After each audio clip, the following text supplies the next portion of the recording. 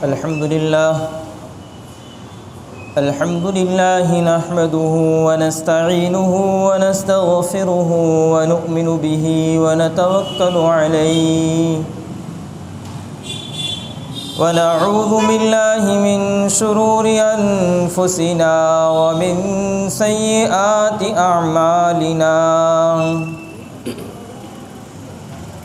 من يهده الله فلا مضل له ومن يضلله فلا هادي له ونشهد أن لا إله إلا الله وحده لا شريك له ونشهد أن سيدنا ومولانا محمدا عبده ورسوله صلى الله تعالى عليه وعلى آله وصحابه وبارك وسلم تسليما كثيرا كثيرا أما بعد فأعوذ بالله من الشيطان الرجيم بسم الله الرحمن الرحيم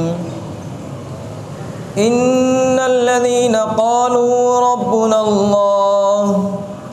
ثم استقاموا تتنزل عليهم الملائكة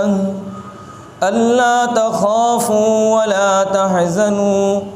وأبشروا بالجنة التي كنتم توعدون نحن أولياؤكم في الحياة الدنيا وفي الآخرة وَلَكُمْ فِيهَا مَا تَشْتَهِي أَنفُسُكُمْ وَلَكُمْ فِيهَا مَا تَدَّعُونَ نُزُلًا مِّنْ غَفُورٍ رَّحِيمٍ وقال النبي صلى الله عليه وسلم ثلاثة كلهم ضامن على الله إن عاش رزق وكفي وإن مات فأدخله الله الجنة من خرج إلى المسجد فهو ضامن على الله من دخل في البيت فهو ضامن على الله من خرج في سبيل الله فهو ضامن على الله أو كما قال عليه الصلاة والسلام صدق اللہ العظیم۔ محترم بھائیو، دوستو، بزرگو، اللہ رب العزت کا بڑا احسان و کرم ہے کہ اللہ رب العزت نے ہمیں انسان بنایا اور فضیلت انسانیت کی اس اعتبار سے کہ اللہ رب العزت نے دنیا میں بہت ساری مخلوقات بنائی اور ان مخلوقات میں سب سے افضل ترین مخلوق انسان کو بنایا اور انسان کے لیے ساری مخلوق کو خادم بنا دیا۔ تو یہ اللہ کا احسان ہے کہ اللہ رب العزت نے اولاً تو ہمیں انسان بنایا اور انسان ہونے کے ناطے اللہ رب العزت نے اس سے بڑھ کر ایک احسان یہ کیا ہم پر کہ ہمیں اپنے نبی محمد صلی اللہ علیہ وسلم کی امت میں پیدا کیا۔ یہ بڑا احسان اس وجہ سے کہ اللہ رب العزت قرآن کریم میں فرماتے ہیں کہ انسان کو تو ہم نے اپنا خلیفہ بنایا تھا کہ انی جاعل فی الارض خلیفہ، فرشتوں کے سامنے پیش کیا اللہ رب العزت نے کہ میں بنانے والا ہوں زمین پر میرا خلیفہ۔ ہم اپنی زبان میں سمجھیں کہ خلیفہ کسے کہتے ہیں؟ خلیفہ کہتے ہیں نائب کو، ایک اصل ہوتا ہے، اس کا ایک نائب ہوتا ہے۔ ہم اپنی دنیاوی اور سوشل اور اس کے اندر بھی جانتے ہیں کہ جب کوئی کارکن ہوتا ہے جو اصل ہوتا ہے تو اس کے نیچے ڈیپیوٹی ہوتا ہے، کہ اصل نہ ہو تو وہ ڈیپیوٹی اس کے معاملتدار ہو تو معاملتدار ڈیپیوٹی ہو، انسپکٹر ہو تو اس کے نیچے ڈیپیوٹی ہو۔ اللہ رب العزت اپنا نائب بنا کے انسان کو بھیجا ہے، تاکہ بات ہمیں سمجھ میں آوے کہ اللہ نے ہمیں کیا فضیلت دی اور کس مقام پہ رکھا کہ انی جاعل فی الارض خلیفہ، کہ میں اپنا خلیفہ پیدا کرنے والا ہوں، بنانے والا ہوں، کہ میرے نہیں ہوتے ہوئے نہیں، اس لیے کہ میری دین کو پورے عالم میں لوگوں تک پہنچانے والا ہو، میرے رولز کو قائم کریں، میرے دین کو قائم کریں، میرے بتلائے ہوئے فرمان پہ چل کے آوے۔ ورنہ اللہ رب العزت کے پاس تو عبادت کے لیے فرشتے موجود تھے، اللہ رب العزت نے انسان بنا کر، خلیفہ بنا کر ان پہ بھی فضیلت دی انسان کو، کہ اللہ رب العزت نے تمام مخلوقات بنائی اور اسے حیوان کہا، اور اس صفت کے اعتبار سے اگر انسان کو دیکھا جائے تو انسان بھی ایک حیوان ہے، کہ جانور اور جاندار جو بھی چیزیں ہیں وہ کھاتی ہیں، پیتی ہیں، ضرورت پوری کرتی ہے، مر جاتی ہے۔ انسان بھی اپنی ضرورتیں پوری کرتا ہے، کھاتا ہے، پیتا ہے، ضرورت پوری کرتا ہے۔ تو ایک اعتبار سے دیکھا جائے تو حیوانیت کی صفت انسان میں ہے، اور ایک اعتبار سے دیکھا جائے تو صرف ملائکہ جن کے اندر یہ صفات تھی کہ صرف عبادت اور صرف فرما برداری، اس میں کوئی ان کی ضرورتیں نہیں، نہ کھانا نہ پینا نہ شہوتیں، صرف عبادت۔ اللہ رب العزت نے انسان میں یہ صفت بھی رکھی کہ فرما برداری کی، اطاعت کی اور عبادت کی، کہ انسان مان کے زندگی گزارتا ہے، تو یہ ملکوتیت بھی انسان کے اندر ہے۔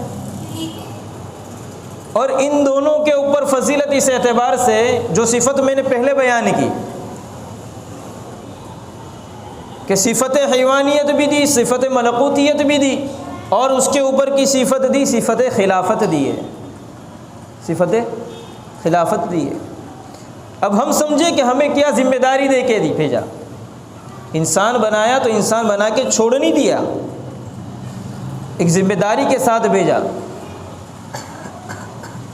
اللہ تعالیٰ وہ ذمہ داری سمجھانا بتلاتا ہے قرآن کریم میں، وہ ذمہ داری بتلاتے ہیں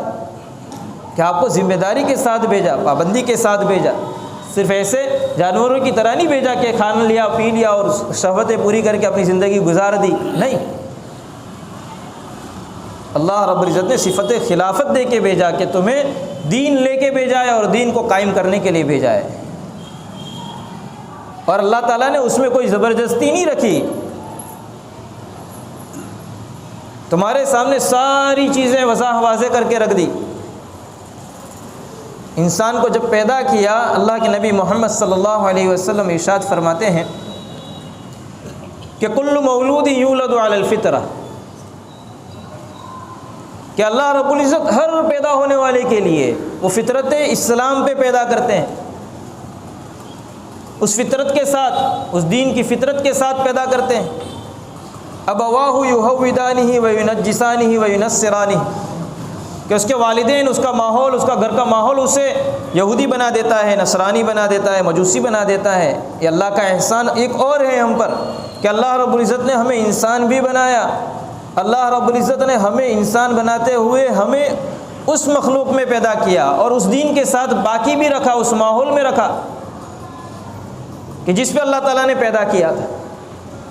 یہ احسان ہے اللہ رب العزت کا۔ اور ہم اگر شکر ادا نہ کر سکے تو اللہ تبارک و تعالیٰ کہتے ہیں کہ وہ جس نے شکر ادا نہیں کیا اس نے اللہ کا شکر ہی ادا نہیں کیا۔ یہ ساری چیزیں نعمتیں ہیں، اللہ کی احسانات ہیں۔ اب اس کے بعد کی ذمہ داری بتلاتے ہیں اللہ رب العزت قرآن کریم میں کہ جس نے اللہ کو رب مان لیا، جو میں نے خطبے میں آیت تلاوت کی اس میں بیان کریں اللہ رب العزت کہ ان الذین قالوا ربنا اللہ ثم استقاموا تتنزل علیہم الملائکہ۔ ترجمہ تو یہ ہے کہ جن لوگوں نے کہا کہ اللہ ہمارا رب ہے، اللہ ہمارا پروردگار ہے، پالنے والا ہے، پھر اس پر جم گئے، کسی بھی حالات نے اس کو ہٹایا نہیں اس بات سے، کسی بھی چیزوں نے، کسی بڑی قوت نے، کسی بڑی طاقتوں نے، کسی باطل طاقتوں نے اسے اس کے اوپر سے ہٹایا نہیں ہے، تو اللہ تبارک و تعالیٰ فرماتے ہیں کہ ان کے اوپر فرشتے نازل ہوں گے اور خوشخبریاں دیں گے، تتنزل علیہم الملائکہ اللہ تخافوا، کہ تم مت ڈرو اس بات سے کہ تمہیں موت آ جائے، اللہ تخافوا ولا تحزنوا، اور نہ غم کرو اس بات کا جو دنیا چھوٹ رہی ہے، ولا تحزنوا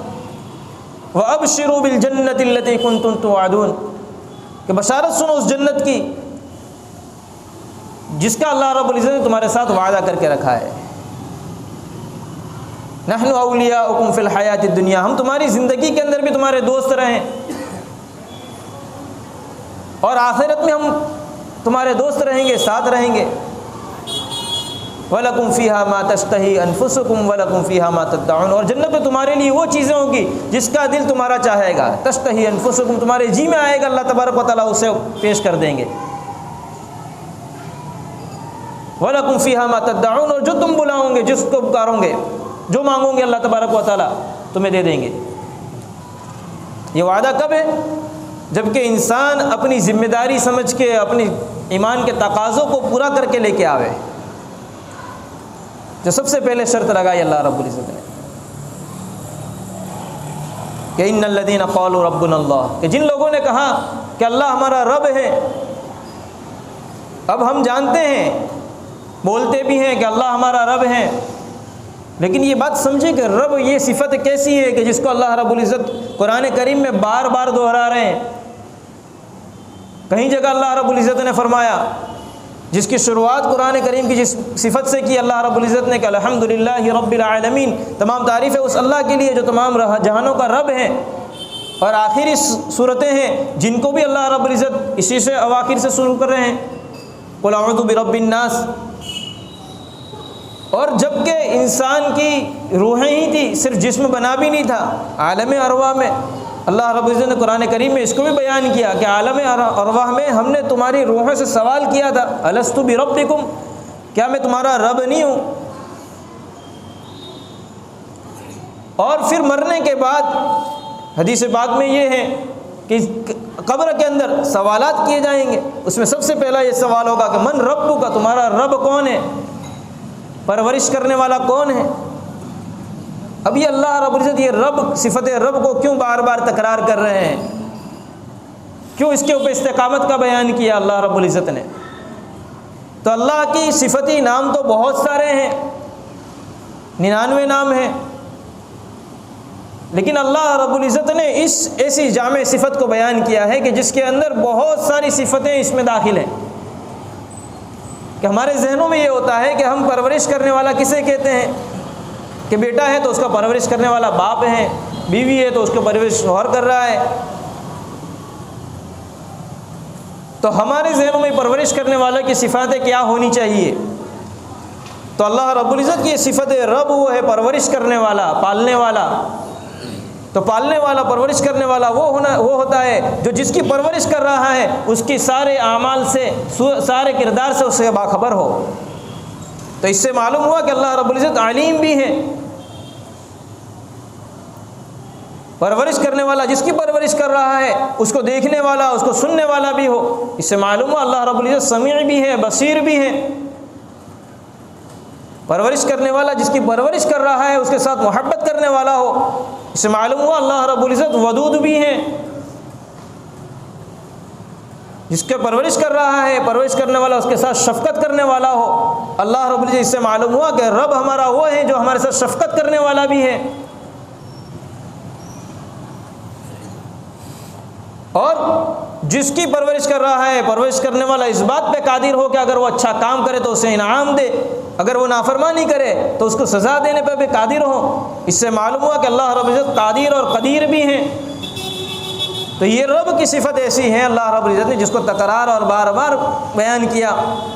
اور یاد دہانی کرائی کہ جن لوگوں نے رب مان لیا اللہ کو پرورش کرنے والا مان لیا، پھر اس پہ جم گئے، تو پھر وہ ساری نعمتیں اللہ رب العزت کی طرف سے ہیں کہ فرشتے اس پہ نازل ہوں گے، حدیثوں میں یہ ہے کہ فرشتوں کا نازل ہونا یہ بات ہے کہ اگر کسی انسان کو کسی خیر کی طرف رغبت ہوتی ہے، وہ خیر کا کوئی کام کر رہا ہے، کوئی عبادت کر رہا ہے، تو یہ اس فرشتوں کی طرف سے الہام ہے جو اس کے ساتھ لگے ہوئے ہیں، اور کوئی شر ہے تو اس کے نفس کی طرف سے ہے، شیطان کی طرف سے ہے۔ حدیثوں میں ہے کہ انسان اور ایمان والے کے ساتھ اس کے مطابق اس کے فرشتے بھی ہیں اور اس کے شیاطین بھی ہیں۔ اسی وجہ سے جب شر کی طرف کوئی مائل ہے اور شر میں مبتلا ہے، کوئی گناہ میں مبتلا ہے، تو وہ فرشتے اس سے ہٹ جاتے ہیں جو اسے نیکیوں کی طرف رغبت کرنے والے ہوں۔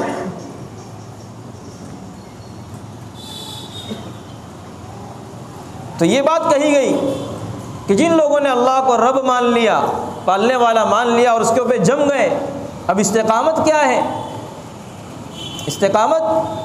حضرت ابو بکر صدیق رضی اللہ تعالیٰ عنہ سے مروی ہے کہ استقامت یہ ایمان، اللہ کے اوپر ایمان لانا اور اس کے اعمال کے اوپر جم جانا۔ حضرت عمر رضی اللہ تعالیٰ عنہ سے یہ روایت ہے کہ استقامت یہ ہے کہ اچھے اعمالوں کا کرنا اور اللہ کی منع کردہ چیزوں سے رک جانا ہے۔ اسی لیے جلالین شریف کے حاشیے میں یہ بات لکھی ہے، یہ اس کی تشریح جو تفسیر کی بڑی کتاب ہے جو عالمیت میں پڑھائی جاتی ہے، جس کو جلال الدین سیوطی اور جلال الدین رومی رحمۃ اللہ علیہ نے لکھی ہوئی ہے، ان کی حاشیے میں یہ بات لکھی ہے کہ حضرت عمر رضی اللہ تعالیٰ کے آثار میں سے ہیں کہ انہوں نے فرمایا کہ یہ لومڑی کی طرح ادھر ادھر نہ کودیں، اللہ کے اوپر ایمان لاوے اور اس کے اوپر جم جاوے، اچھے کاموں کا حکم کرے اور پورے برے باتوں سے رک جاوے، منع کیا سے کہ لومڑی کی طرح ادھر ادھر نہ کودے۔ کیا مطلب اس کا کہ کبھی من میں آیا تو نماز پڑھ لی، کبھی من میں آیا تو ہم نے اچھا عمل کر لیا۔ ہمارے ذہنوں میں یہ بات رہے کہ دین صرف نماز، روزہ، حج اور زکوٰۃ کا نام نہیں ہے، یہ ایک شعبہ ہے۔ کیا ہے؟ یہ ایک شعبہ ہے۔ دین نام ہے 24 گھنٹے کی پوری زندگی کو اللہ کے حکم اور اللہ کے نبی صلی اللہ علیہ وسلم کے طریقے پہ گزارنے کا مطلوب وہی دین ہے۔ اللہ رب العزت نے وہی دین مطلوب کیا۔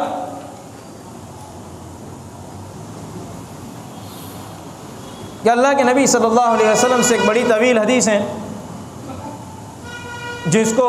روایت کیا ہے بخاری میں بھی اور مسلم میں بھی، اولی اس کے اندر کہ ایک مرتبہ اللہ کے نبی صلی اللہ علیہ وسلم کے پاس صحابہ کرام رضوان اللہ علیہم اجمعین بیٹھے ہیں، ایک شخص آیا اور آ کے قاعدے کی طرح اللہ کے نبی صلی اللہ علیہ وسلم کے سامنے بیٹھ گیا۔ روایت کرنے والے یوں کہتے ہیں کہ انہیں کوئی جانتا نہیں تھا کہ مدینہ میں سے ہو، کہ ان کے بال سیاہ رنگ کے، کپڑے سفید رنگ کے، ایسا نہیں ہو کہ بھائی کوئی سفر سے آیا ہو تو اس کے گرد والے ہو گئے ہو یا بال بکھرے ہوئے ہو، نہیں۔ اور آگے اللہ کے نبی صلی اللہ علیہ وسلم سے سوالات کیے کہ مل اسلام، اسلام کیا ہے؟ تو اللہ کے نبی صلی اللہ علیہ وسلم نے وہ 5 چیزوں کو بیان کیا کہ شہادت اللہ الہ الا اللہ و اقام الصلاۃ و ایتاء الزکاۃ و صوم رمضان و حج البیت من استطاع الیہ سبیلا، یہ 5 چیزیں بیان کی۔ پھر ایمان کا بیان کیا کہ ایمان کیا ہے، تو گواہی دینا کہ اللہ ایک ہے اور اللہ کی باتوں کا ماننا اور اللہ کے نبی صلی اللہ علیہ وسلم کو اس کا رسول ماننا۔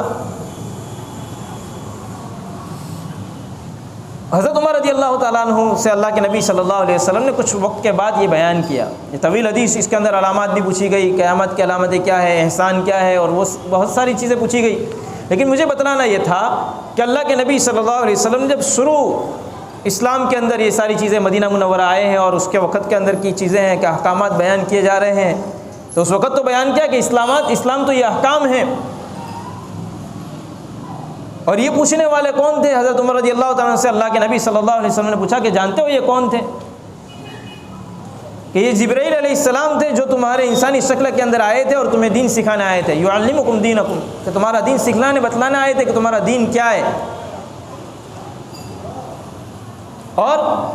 یہی سوالات مل اسلام اور مل ایمان، اللہ کے نبی صلی اللہ علیہ وسلم سے ایک صحابی نے آخری حج کے موقع پہ، جب کہ وہ شروع اس میں اسلام لے آئے تھے، پھر ملنے کا موقع نہیں ہوا، اور حج کے موقع پہ وہ تشریف لائے اور اللہ کے نبی صلی اللہ علیہ وسلم سے انہیں سوالات کیے، تو اللہ کے نبی صلی اللہ علیہ وسلم نے مل اسلام، تو اسلام کے بارے میں اللہ کے نبی صلی اللہ علیہ وسلم نے کیا جواب دیا کہ افشوا السلام ولین الکلام، کہ سلام کو عام کرو اور اپنے نرمی سے گفتگو کرو۔ تو بتلانا یہ ہے کہ اسلام صرف وہ احکام تک نہیں بیان کیا، شروعات تھی تو جب تو اس کے احکامات بیان کیے جا رہے تھے، احکامات بتلائے جاتے تھے، لیکن جب اسے معلوم چل گیا جس انسان کو کہ اسلام کے اندر ہم نے ارکان کر لیے، 5 وقت کی نمازیں پڑھ لی، روزے بھی رکھ لیے، تو وہ وہاں تک محدود نہیں ہے، وہاں تک دینداری محدود نہیں ہے۔ دینداری تو ہمارے معاشرے کے لیے بھی ہے، دینداری تو ہمارے معاملات کے لیے بھی ہے، دینداری تو ہمارے اخلاق کے لیے بھی ہے، یہ دین ہے۔ اور ایمان کا تقاضا ہی یہ ہے کہ وہ ایمان لانے کے بعد اس کے اعمال کے اوپر جم کے جان۔ صحابہ کرام رضوان اللہ علیہم اجمعین نے اس کے اوپر چل کے بتایا، چل کے بتایا۔ ایسا نہیں ہوا کہ ماحول کے بدلنے سے ہم نے اپنے آپ کے ایمان کو ترک کر دیا، معاملات کو گڑبڑی کر دی کہ لوگ کرتے ہیں تو ہم بھی کرنے لگ گئے، معاشرے میں کئی لوگ چلاتے ہیں تو چلا لیا۔ ہم معاشرہ اس لیے تبدیل کرتے ہیں کہ لوگ خوش ہو جاویں، حالانکہ وہ خوش ہونے والے نہیں ہیں۔ جس طریقے سے نماز کے اندر ارکان فرض ہیں، بتلایا جاتا ہے کہ وقت فرض ہے، ایسے ہی اسلام کو جب تک کہ تمہارے لیے آزادی ہے اس کو ظاہر کرنا بھی تمہارے پہ واجب ہے۔ ہاں، ایک طرف یوں کہتے ہیں کہ نماز تو ہو جاتی ہے سٹ پینٹ میں بھی، نماز تو ہو جاتی ہے ٹوپی بغیر بھی، وہ ایک عبادت ہے، لیکن کیا معاشرہ صحیح ہو جاتا ہے اس بات سے؟ ہم سوچیں، ذرا غور کریں۔ ایمان کے تقاضوں پہ جمنے کی یہ بات ہے۔ آج وہ موقع ہے کہ ایمان کے اوپر ہمیں حالات آئیں گے، ہمیں آزمایا جائے گا، لیکن اس پہ جمنا۔ عبداللہ ابن حذافہ رضی اللہ تعالیٰ عنہ کا واقعہ ہے، حضرت عمر رضی اللہ تعالیٰ عنہ کے زمانے میں ہے، لشکر لے کے گئے ہیں، حالانکہ لشکر تو اسلام کی دعوت دینے کے لیے گیا تھا، وہ دعوت کو پہنچانے کے لیے گیا تھا۔ اب روم کا قیصر، اس لقب ہے بادشاہ کا، اسے معلوم چلا کہ لوگ آتے ہیں بازاروں میں اور اسلام کی دعوت دے رہے ہیں اور ایمان کی دعوت دیتے ہیں۔ یہ چیز نہیں ہوتی تھی کہ پہلے ہی جنگ ہو جاوے، پہلے ایمان کی دعوت دی جاتی تھی، بتلایا جاتا تھا اسلام کیا ہے، کہتے تھے صحابہ ہم سے جیسے ہو جاؤ، تو وہاں سے جو اس کو معلوم چلتا وہ پکڑ کے اس کے سامنے قید کر دیا جاتا کہ یہ مسلمان ہوا ہے، یہ ایمان لایا ہے، اسے قید کر دیا جاتا۔ ایک تعداد ان کے سامنے اس کے پاس جمع ہو گئی قیصر کے پاس، پھر اس نے عبداللہ ابن حذافہ رضی اللہ تعالیٰ عنہ کو سامنے پیش کیا گیا اور انہیں کہا گیا کہ دیکھو تم عیسائیت قبول کر لو ورنہ تم شہید کر دیے جاؤ گے، قتل کر سولی پہ چڑھا دیے جاؤ گے۔ انہوں نے کہا کہ بے دین نہیں چھوڑ سکتا چاہے میری جان چلی جاوے۔ تو بادشاہ کہہ رہا ہے کہ بھائی مضبوط دین ہے،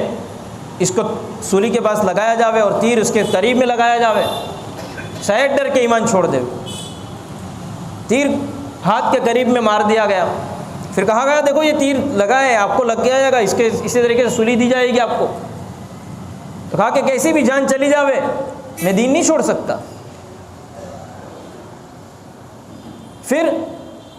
ایک ایمان والے کو لا کر ان کے سامنے تیل ابالا گیا اور اس کے کڑھائی کے اندر ڈال دیا گیا، کہا گیا دیکھو اس کی طرح تمہارا حالات کیے جائیں گے۔ تو انہوں نے کہا کہ نہیں میں دین نہیں چھوڑ سکتا۔ پھر کہا کہ چلو اب سولی دے دو جب یہ دین نہیں چھوڑ رہا ہے۔ تو سولی دینے کے لیے جب سولی کا تیار کی گئی اور ان کو لے جایا گیا تو پہلے مسکرائے پھر رونے لگے۔ تو بادشاہ کو ہوا کہ چلو اب دل نرم ہوا، وہ رو رہے ہیں، اب کچھ دعوت دے دیں، دیکھو ابھی آخری موقع ہے، آپ کو دعوت دی جا رہی ہے کہ اسلام چھوڑ دو، تمہیں چھوڑ دیا جائے گا، تم سب کو چھوڑ دیا جائے گا، عیسائیت اختیار کر لو۔ وہ کہنے لگے